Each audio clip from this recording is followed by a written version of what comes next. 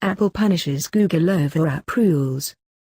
Apple revoked Google's ability to offer its employees internal-only iPhone apps, likely causing significant disruption to the search giant. Apple was punishing its rival for breaking its developers' policy, a day after it took the same action against Facebook. The move came after both firms used special access for market research. Apple restored Google's access to the software by the end of the working day on Thursday. After more than 24 hours of disruption, Facebook had its access restored earlier on Thursday.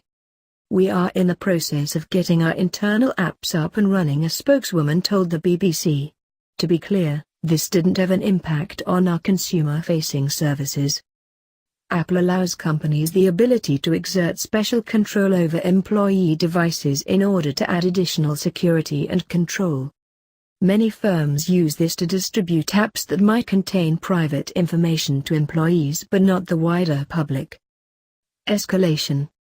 Some firms also distribute test or beta versions of apps the firm is working on, such as, in Google's case, Maps, Hangouts, and Gmail.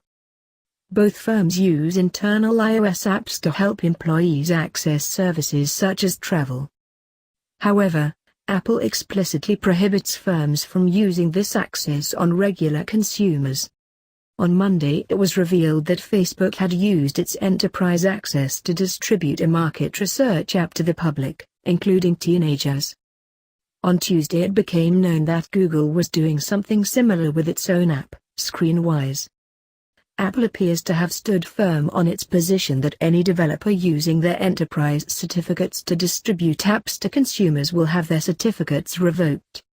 While Google has its own operating system, Android, a large number of the company's almost 100,000 employees use iPhones for their work, and the firm releases much of its software on both Android and Apple's iOS. The row has been seen as a major escalation between Apple and its major rivals over protecting user data.